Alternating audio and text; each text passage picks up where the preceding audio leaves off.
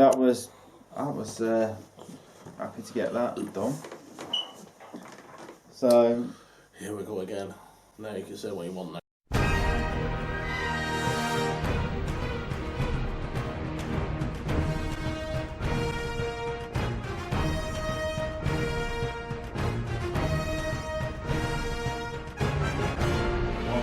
Hey, it's Christmas! It's finally here. Woo! And we're here to spoil Star Wars The Force Awakens. That f***ing jumper. Spoiler. There will be spoilers in this video. So if you haven't watched it, Do not watch this. But do subscribe. Now, if you saw our review from a few days ago, you'll know that we give it 3 out of 5 each, because we kind of came out going, oh. yeah.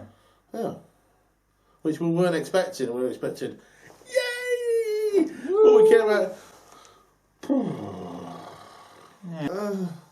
I think it's more the story that didn't quite gel. Yeah. And the first half an hour, it's alright. It moves along great. Yeah. And then once the Millennium Falcon gets to that space station, we meet Harrison Ford as Han Solo again. And you're thinking, hey, what's he doing on there with Chewbacca? Yeah. Oh, there's a bit of fighting going on, and there's a Scottish guy with some pirates, and there's a monster loose! Yeah. Why? And then it was like, hey, we're all going to go on the Millennium Falcon. But if you remember how Han Solo's character used to be, he was kind of a bit of a Lone Ranger.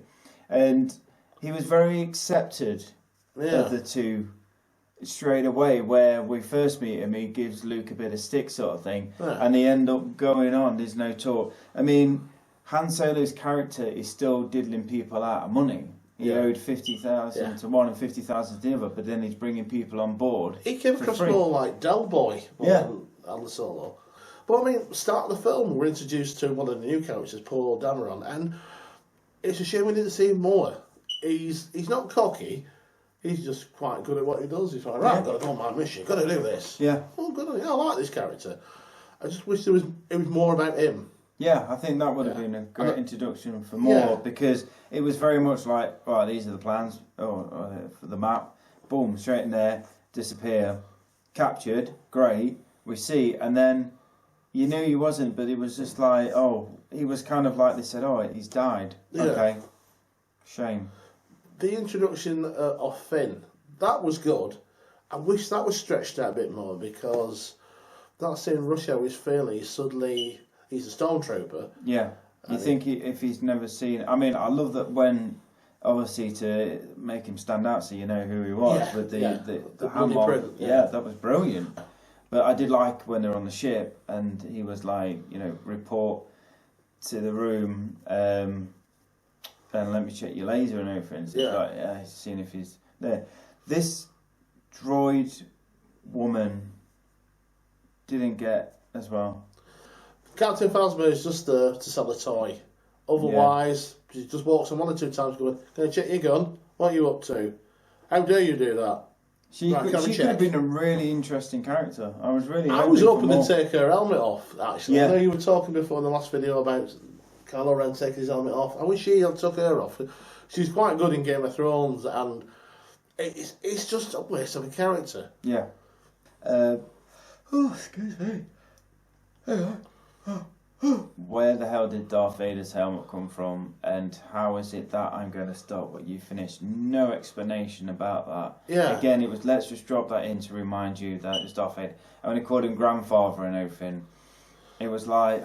there's those niggles that don't make sense, like, how did they get hold of Luke Skywalker's lightsaber? Even one of the characters says, that's a good question, which we'll answer in the next film. What? Yeah. Obviously, watch Return of the Jedi. The flames are coming up and taking out. And at one point, did Luke go, "Oh, might need that"? Yeah. J.J. Abrams might need that at number 7. Which I would love to see more of those flashbacks. You know, like for when she was going in Div Plot, that was amazing. The flashback scene is amazing. There's a hint of Empire. Yeah. Obviously, part of the beginning and the end of this film. But it's just the Empire corridor. Oh, let's see more of this. Yeah. And again, wasted. Taken out, and then she was like, "Oh, don't give me that." And then, but all of a sudden, hey, what's this? It's a lightsaber. Have you had any training? Nope. Can you use it? Yeah.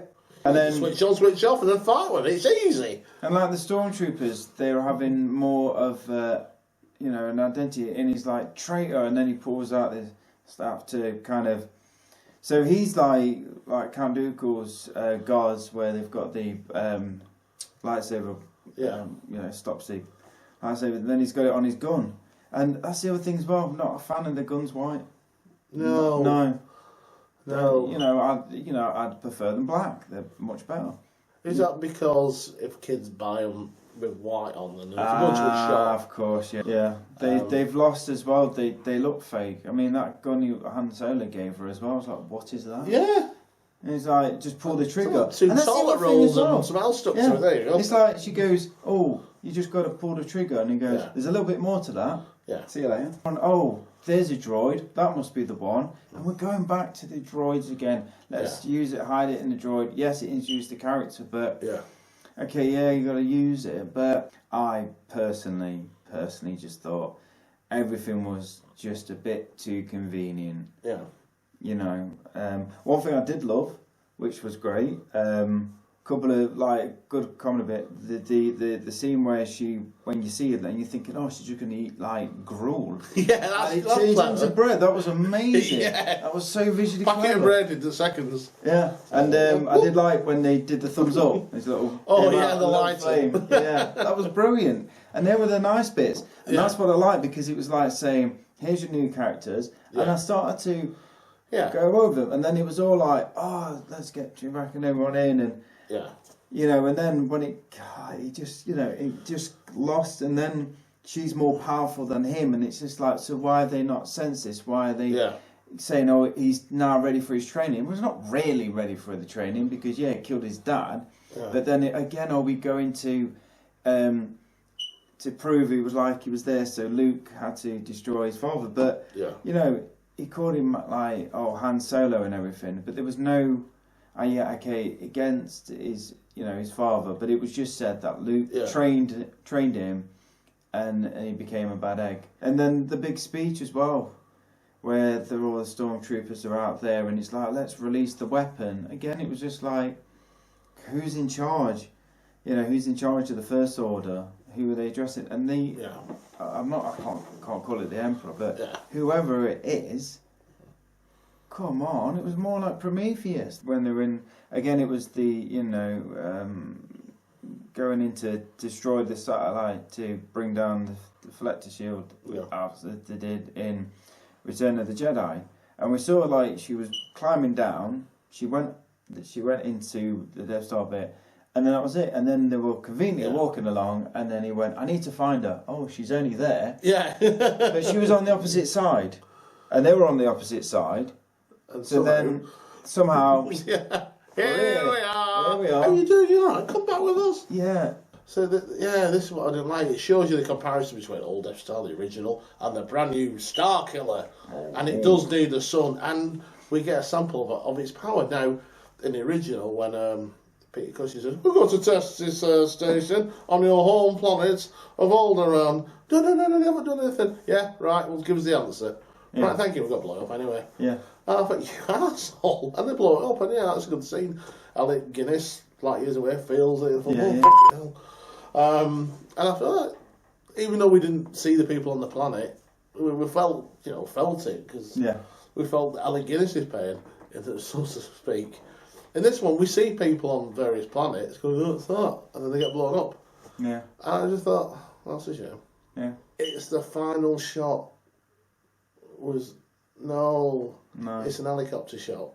Yeah. It didn't work. It doesn't work. If it had the sun behind them and there were silhouettes, I'd be happy with that. Yeah. Because the bit with the TIE fighters with the sun behind them, that was a great shot. If it was something similar, there's some great visuals. But and then the pathway she climbed up.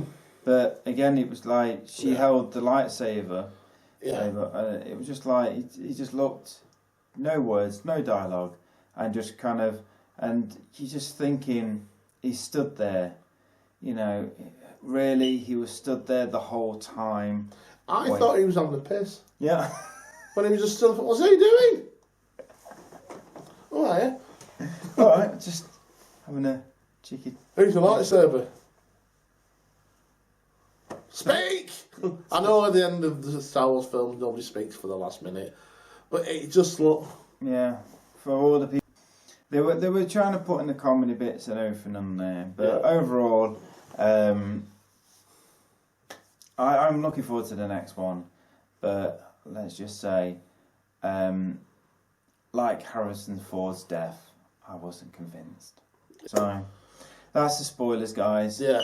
Too many questions. Well, guys, thank you so much for watching, and we'd love to hear your comments, and obviously, as always, subscribe. But do see it. Do see it. Yeah, go. Yeah. No, I'm not saying don't watch it. Oh God, no. Do see it. Do if you watch see it it. in IMAX, it's probably even better. Yeah. And do see it at a considerably better time than we did at midnight. Maybe we were tired. Yeah. I'm gonna watch it again, but I'm kind of not really looking forward to it. Well, with a Star Wars film, it's law. You watch it again.